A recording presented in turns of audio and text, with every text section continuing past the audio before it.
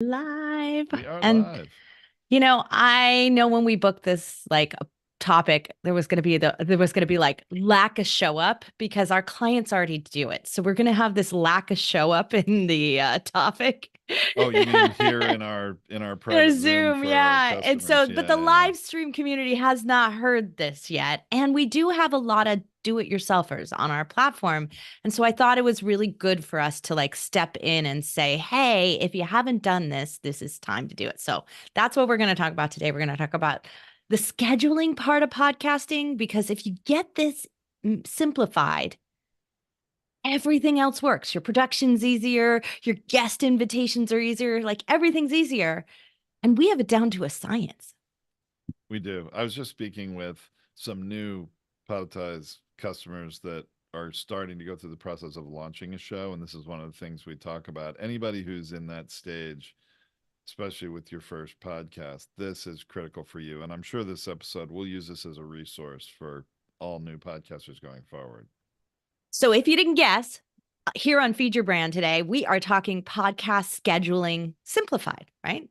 The art of customized booking calendars. I love that title because I think it is both, like, there's psychology involved in it. There's a little bit of finesse to your brand and styling that you bring to it. So you've got to bring a little bit of yourself to it. And there's a lot of technical stuff, right? There's a lot of organizational skills. So it really taps, it like, I'm going to say energizes every part of my brain. But for some of you, you're just sitting there going, oh no. And I know that's you, Tom. Well, no, I don't think that's exactly me. It's not, oh no, because here's the thing. While, Oh no, yes, because you know somebody else is going to take care of this for you. hold on now, Tracy. Wait a second. So here's the thing. I definitely, my brain is more in the creative visionary side, okay, and less in the logistics and process and systems side. I will admit that. However, I do appreciate really good processes and systems. And while it is maybe a challenge for people that think the way I do to do this themselves, it's a one-time pain that you need to get through because, as you said, once this is set up, oh my goodness, is it a wonderful thing, and it makes a podcaster's life so much easier. Absolutely. So we really look at this as a kind of an 8-step process. And that's where I think people like go, oh gosh, like when we send out our PDF, which will be available in the blog post for this episode and is of course available to anyone who's here on Zoom with us and live listening to this. But we have this 8-step process that we go through. Now, not all of it is complicated. A lot of it is just simply copy and paste. But we have this set up because we want to have a thorough follow through process from beginning to end. We want you to be, as a host, the most professional person that any guest has ever spoken to before. Now, if you don't have guests on your show, this doesn't apply to you because it just doesn't work like that. You're not booking anyone into any calendar. But if you've got guests on your show, even one time a month or more, you need to have this process be professional. It is the number one thing I hear from guests who say, oh, I didn't go on that show. Was it a good show? Because their booking calendar was like all over the place. And I didn't think I was even booking a real appointment with someone, or it looked like a sales call instead of a podcast interview. So I bailed out. I don't want to be in somebody's funnel. So a lot of you are following into, I'm just going to use my regular old calendar. And it doesn't always work. It makes your guests, especially the premium guests you're looking to have, a little worry about working with you and coming on your show. You know, there is such a wide variety of booking systems and processes that exist, all the way from the ultra simple, which really isn't a system, really. It's just like you said, Tracy, just people saying, here, book on my normal calendar, to, oh my gosh, incredibly detailed. And some people mail special gift packs and things to their guests as a thank you and stuff. I mean, so there's a wide spectrum of ultra simple to ultra complex, but it is your first opportunity to help treat your guest in a certain way that, if you think about it and put a little effort into planning, wow, does it do you credit and makes your life easier, right? Right. And that's really what we want to stress here is this is getting this down and getting this all set. It's set and review once a year. That's my recommendation. Like I set a review once a year on it. I don't do more. I just scan it to make sure I still have the right links. I'm still saying the right thing. My show hasn't shifted. Like you just want to make sure those things are good, but you really can mostly set and forget it. But when you've set this up, you are setting the tone for everything you're going to do, and you're making your life easier all along the way. And you're showing your guests that you are all into this podcasting thing. You are going to promote them. You're going to be professional when you show up on that call with them. So if you in any way are using a guesting strategy to get more on your show, get more listeners by having your guests promote you. If you're using your guest to get more referrals to new clients, if you're using your guest as your potential new clients, any one of those things means that you really need to excel at this part of podcasting. And so that's why we set this up because, why should you reinvent the wheel when we've done it hundreds and hundreds of times again and again? And we've left room for that art that you want to create in there, that tone that you want to add, those special ahas and wows, like the box that Tom was talking about sending a gift to someone, right? So you can add these things in there, like adding, capturing their address or their phone number or whatever it is that you want that we may not have already selected on here. There's room for all of those things. So if you really want to add your own personal touch to this, you can. So let's talk a little bit about, Tom, what these things are. So we want to make sure that we have a invitation, but we also have to, prior to that, make sure that we've got a couple of legal things in order. So we have you all work on your release language, right? Because you're going to have them on your show. You've got to have your photo, image, video, audio release that allows you to use it. Because if they're not going to agree to that, then you can't use the interview. So we got to have that done first. So that's the first thing we address in our sort of setup of how we do it is we just double check this release template, make sure we're doing it. If you are doing, and I'm just going to say this, if you are doing a complex show, you have HIPAA regulations, you have FinTech regulations, you have FINRA regulations, you have any of those things that are complex, you may want this to be a separated form. This is why I put this up front. You may need a more significant release that they have to click through and sign. And it can't just happen in the calendar with a little checkbox and a little acceptance. If you are in a regulated industry, pay attention here. Get a lawyer to help you with this release. Make sure you're covering your bases. I have seen it before. It can be an issue. It can be. I do want to say for the vast majority of podcasters out there, and remember, I am not a lawyer, so I am not offering legal advice. However, for the vast majority of podcasts, a simple checkbox saying, hey, guest, you agree to being recorded and published as a podcast, and you might want to add and as a video on YouTube if you're doing that like a lot of podcasters are today. That simple checkbox is enough that they have to take action to check to say, yep, I know I'm being recorded. It's okay. And that will cover what you want to do for most of you. Right. So in our particular case on here, we're giving you our language. So we're giving you basic language. We tell you that you need to consult an attorney, but we give you some language about how you might do it in a calendar program. And for most of the calendar programs, I'm just going to say it looks a little kind of funny because you've got 4 check boxes that you need to use.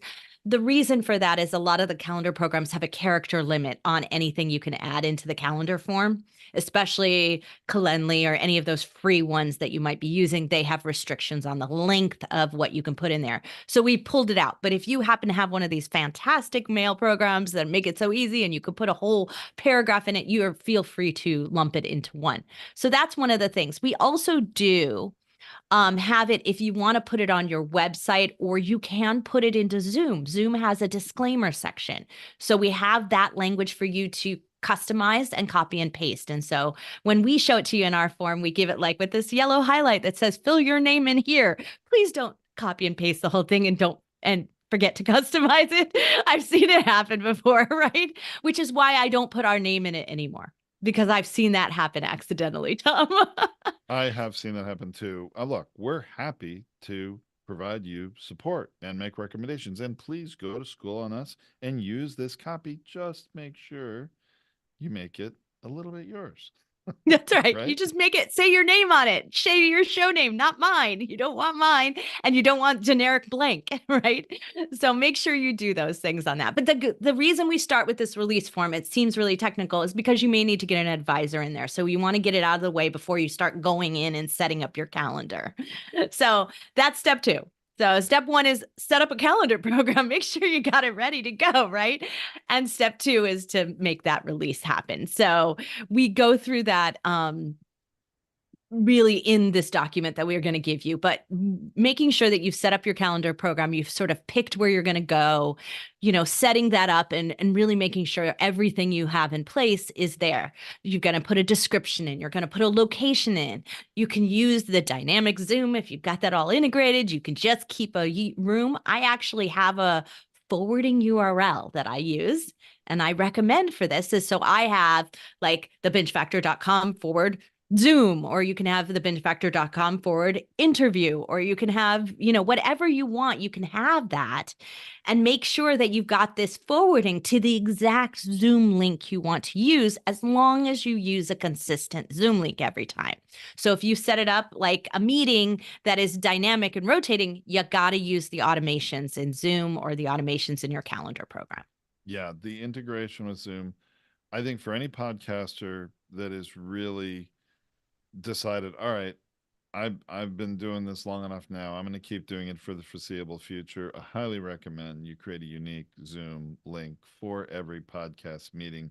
Helps keep things so much more organized with the recordings and labeled properly, and you never run the risk of somebody crashing your interview using the same Zoom link because you gave it to them and somebody who you're supposed to meet with tomorrow accidentally clicks it to join today.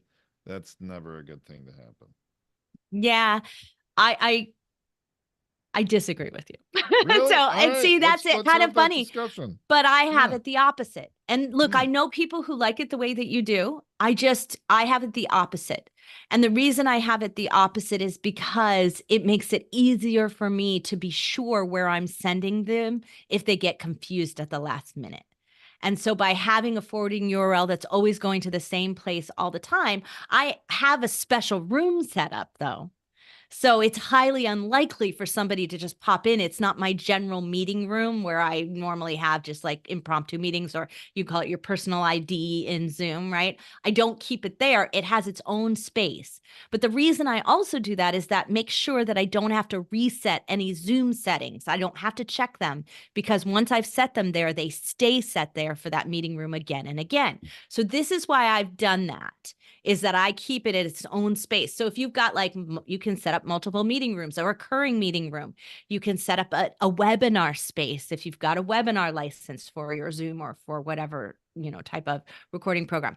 If you're using Restream or not Restream, any of those recording programs, what are they Oh, you called? mean like Zencaster or Yeah, something, like Zencaster. I forget the other ones. or They all like blur Riverside together. or Riverside. something? That was the RI I was thinking of.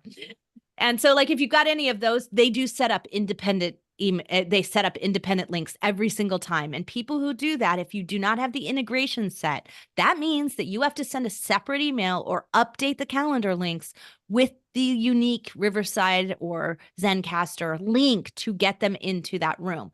That's another reason I don't personally do this. I want this to be as simple as possible.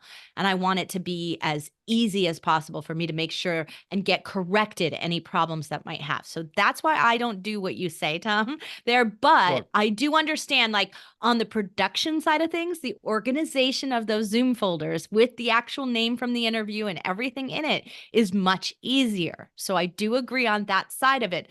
But I also make separate recordings. So it's not that much more difficult for me to do my intro, outro, my close that I do, and then rename the folder when I upload it, because I'm going to do those separately at a different time anyway.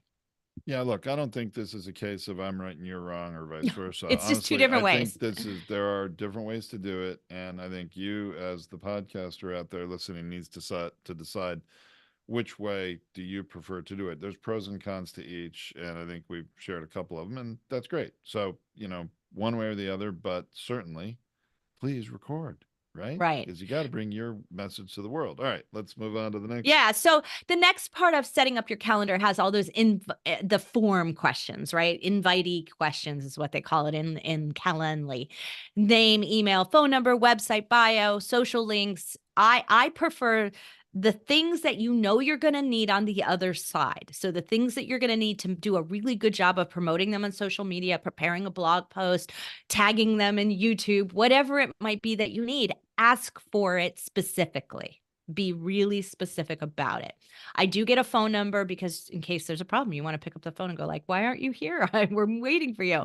The bio is really important to me because I need it to prepare to do the interview with them. I want to make sure I'm reviewing all of that. And then I also ask for additional candid or speaking photos. And I make sure at that time that they are letting me know that they have rights to those photos. Very careful That's here. very important. Actually, we need to refer people to different episode about copyright of images and things that we've talked about, because there are really good reasons why you said that, Tracy. I mean, you need to at some point trust that your guest has the rights to the images they give you, but you need to make sure that you really have asked them and that they acknowledge they have the rights to the images, because this is one that'll come back and bite you in the rear at some point, or potentially could, if they really don't have the rights. But the bigger point that you're making here, Tracy, is get all of this information from your guest at the time they're booking the meeting, so you don't have to chase them down for this stuff later, right? That's right. You don't want to be chasing them down. So the next big area is going to be all about the notifications, right? Like the follow-up notifications to say, "Oh, you booked." Right? Woohoo, you booked. Here, great. Here's the different types of follow-up emails and all the different things that you could do. So what we've given you in it is the invitation level, which could go pre-calendar, right? So it's telling people like, hey, here's how you book. So if you get somebody to agree, you send them this email, right? Or you send them this message with the link in it that says, here, go here and book. So you do have to have that invitation level. But the follow-up emails that says, I booked as a guest, that you want to send them a 7-day warning, a 24-hour warning. You decide when you want to give them notifications. I've made some recommendations in our for what we do, but it's not set in stone. If you have an industry where people bail on you a lot, like make sure you send them more information. Like there's really no reason not to. So the first one is this, like you've confirmed you're on the show. I'm really looking to interview you. Here's the booking calendar. Go to it. You want that same kind of thing as a response to you booked. Great. And this is all the information on it. You could use the standard stuff that's already in Calendly. You don't need to you could customize it a little, change a sentence here and there, but you can just edit what's already there. Then it's also editing what it looks like on the calendar. So you can edit what it appears like when it drops into my calendar as a guest, the same way that you edit a notification email, right? So you can do either things. Use the calendar tools that are there because they're 90% there. Why reinvent something? The only things you want to know is something special. Like you might want to let them know they're going to be on video. Like these might be things that you want to remind them of so that they get their hair done. Whatever it is that you need to know, or remind them that they should be wearing earbuds or something like that, right? So whatever it is that's really important to you, you can add those things in here. And we've made some suggestions in our form for that for you. When you're done with that sort of personalized calendar invite, the personalized, hey, thanks for booking, you will want a prep email. And that is because a lot of you are booking far out. So if you're booking a month out, especially, and you're not just booking the same week for something, this is really important that you have a reminder email and put some prep tips in there. We recommend, talking about the video, talking about the headset, talking about, getting a good mic, talking about your location. We even mentioned that, like, uh, any questions about how they might use Zoom, like there's any of those things we recommend to them, uh, you would put it in here. The other thing is, like, in case they haven't connected with you on social media yet, a week before your interview is a great time to do that. Right. And because if they connect up with you, you can go into it and then say, so you see them, they friended you in Facebook, you can go and thank them and say, I can't wait for our interview this week. Now you're letting your whole entire community know that's coming up. So it's a great time for you to remind them. So put all your social media links in there and kind of push them a little bit to tag you, to friend you, to follow you, whatever it is on the different platforms. And then I like to, at that point in time, also make sure that they've checked out the show. So I send them the show name. I ask them to rate and review. They don't have to, but listen and rate and review would be a good idea. You don't have to make it mandatory or anything like that. I have been guest on shows where they like, send me an email back confirming you did that. Show me a picture. I'm not having you on my show. I find that a little pushy and obnoxious because it's not always the right show. Just for them to be a guest doesn't make them the right person to listen to my show. So it may not always be in line for you to do that. Now, sometimes it will be. My guests usually are on the Binge Factor. They're podcasters. I'd love for them to listen. You could recommend an episode that they listen to. If you've got one that's really like basic 101 about your show, this is a great place for do it. And it reminds them to prepare for the interview with you. Tracy, I'm always in favor of what a lot of the calendar programs do, and you can set the system to automatically email your upcoming guest a week before, or whatever time frame you feel is appropriate. And this does two things. Not only can you give them this prep information, it also asks them, you can set it to have them reconfirm that they are going to still, yes, I'm aware of the appointment, I'm going to be there. It sort of makes them a little more accountable for the appointment they booked, especially if you booked it a month or more in advance. And so I like that feature because I'd rather they told me ahead of time, uh-oh, my schedule's changed, I can't make it, and they reschedule and book, and it moves it off your calendar for that day so you don't show up. And then you're having to, although it's good that you got the phone number, Tracy, so that you can call them up and say, hey, are you still joining me today? You want to be able to do that if you need it, but better to not need it and have them rebook a little further in advance, right? Exactly. So I usually send 3 reminder notifications. I send a 7-day, which is that prep tips. And then I send a 24-hour and a 1 hour, or sometimes I'd move it to 30 minutes. It just depends, like, how I feel. Like if I think guests are sort of failing to show up on time, then I'll move it to 30 minutes. But for the most part, 1 hour notice is fine. And so I do that. Mine are different, but you can use exactly the same because repetition is not a bad thing. Yeah. Right.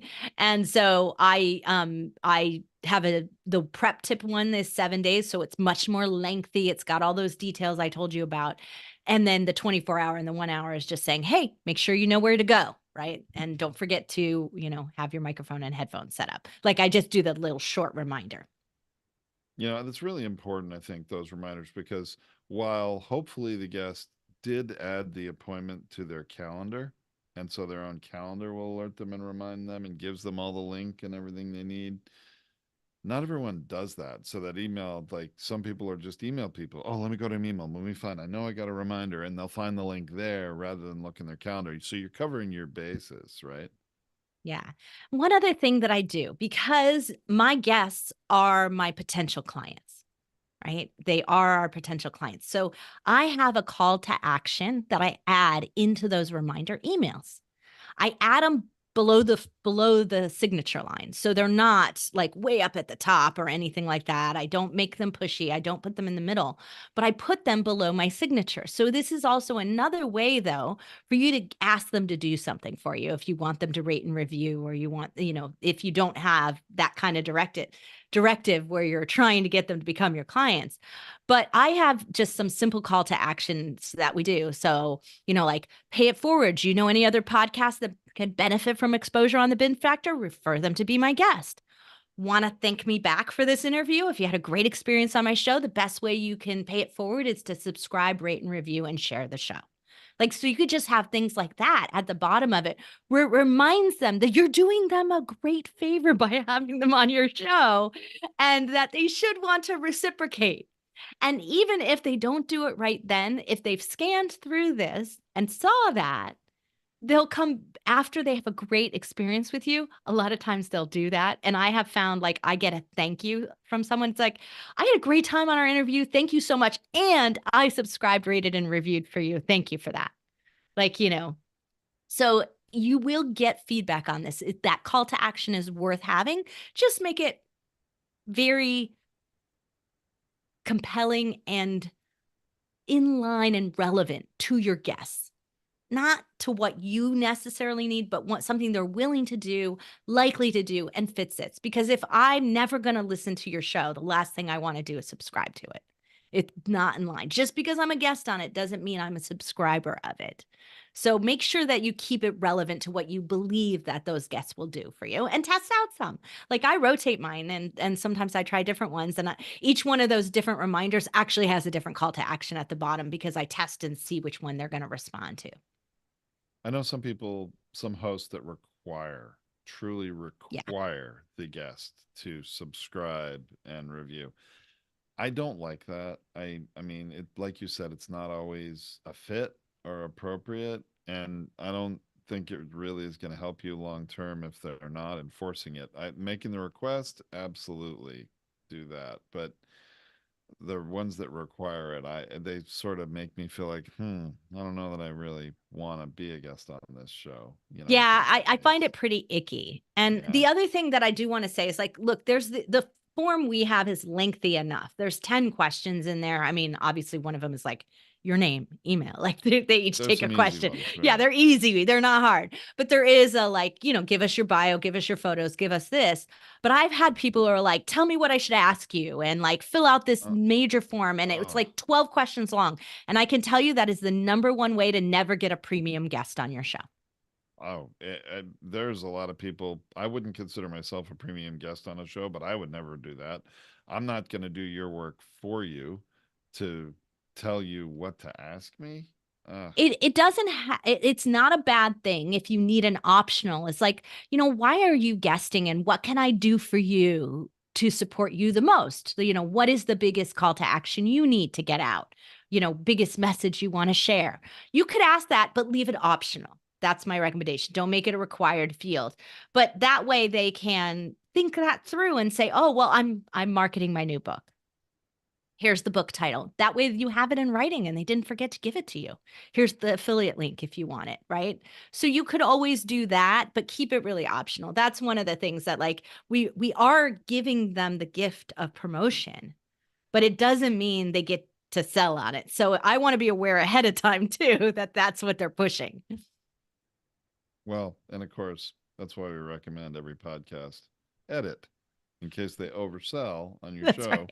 That's my choice. I can cut that out. I mean, I don't mind sharing what you have to offer in the right context, but live in the podcast or the video may not be how I want to do it. I may have some information in the blog post on my website for that episode, for example, right? Exactly. So in that lengthy prep tips that I talked about, the one that I send 7 days before the podcast interview, I have at the bottom what happens after we record, like what happens after or when it's published. And so that way I give them an idea of like how far out in my publications. You may not be able to do that if you're not consistent. Like I'm usually 6 to 8 weeks out, but maybe you're not. Maybe yours fluctuates with like one time you're 1 month away and the next you're 6 months booked out. So don't put that in there if it's not for you. If you're not consistent about that. But in that, I tell them what to expect. When the day that it goes live, you're going to get an email from my team. It's going to have this, this, and this in it.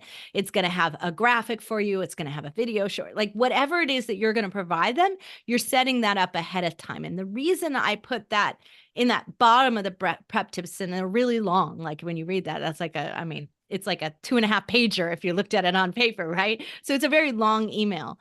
But I take that same section and I use it again in my thank you to remind them what happens, because there'll be a lot of this email afterwards of, I used to get this. It's like, oh, when is this going to publish? Or like, and especially publicists who have sent me guests, they will send me 20 emails after the fact. And it used to drive me crazy.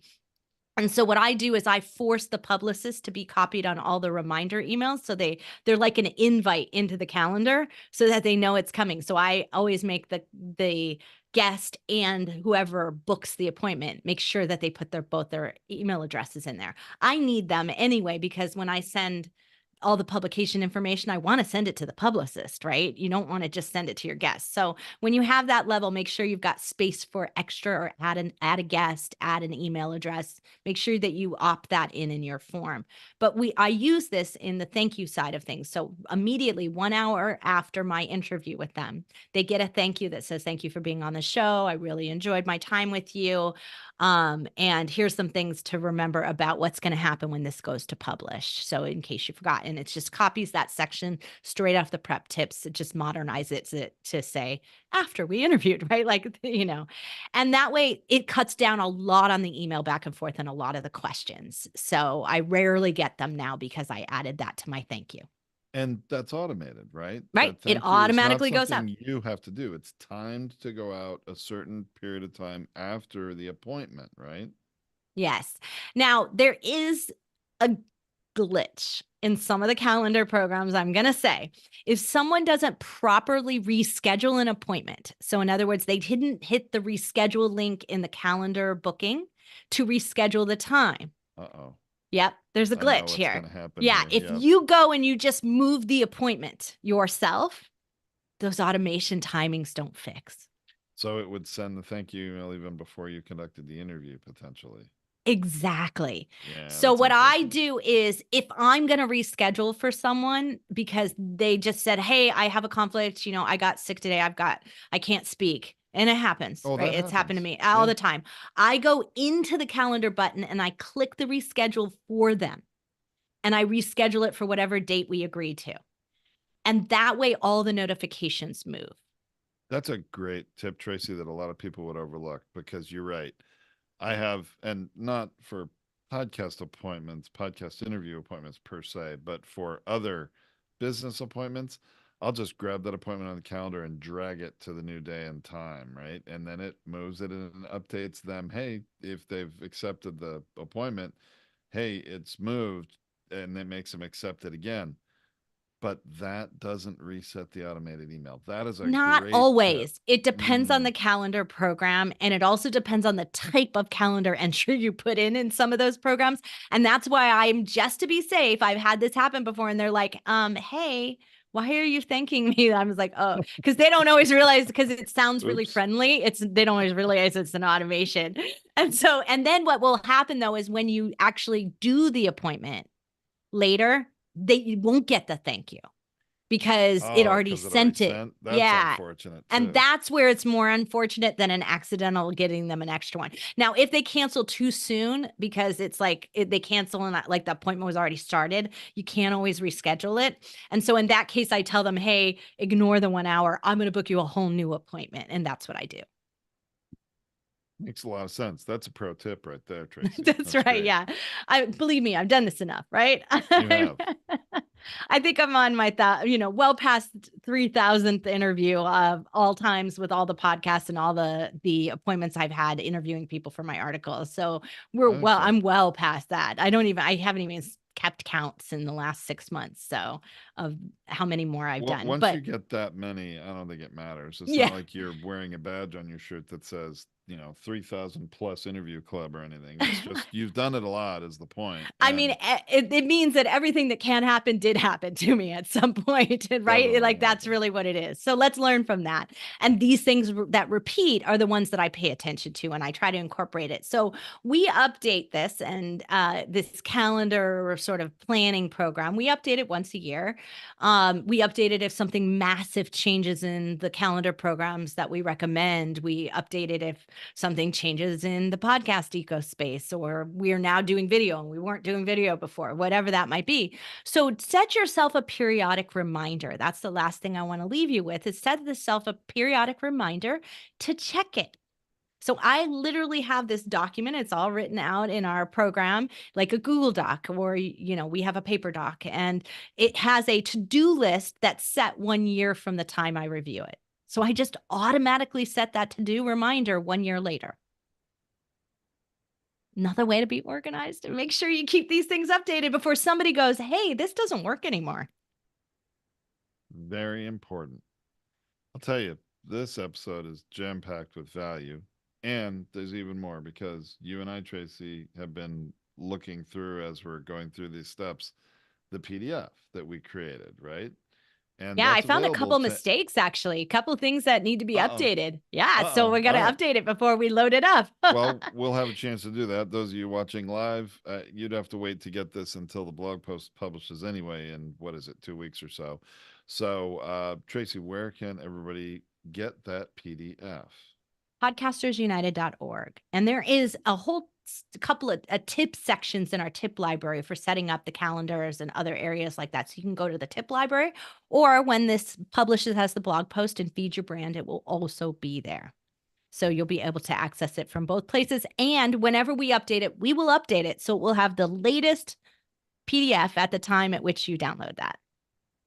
Awesome. That's a valuable resource right there. So everyone, check that out. All right. Well, I think that's a wrap for this episode, don't you think, Tracy? Yeah, I get jazzed by someone who's such a pro at podcasting. I look forward to being on their show.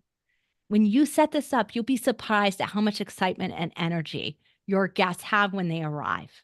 They feel like everything went right up to that point. You're going to deliver a great interview. And if you were asking them to work with you in some capacity, whether it's just as referring another guest, they are going to be more eager to do that. So setting up this professional tone now, it's going to save you and make everything you do and every guest appointment you have more effective. Fantastic. Awesome. Let's leave it there. Thanks for listening, everybody. We'll see you next time on Feed Your Brand. Okay, live streaming. That was great. Take care, everyone out in the live stream world. We'll see you later. We're going to go to Zoom and answer some questions from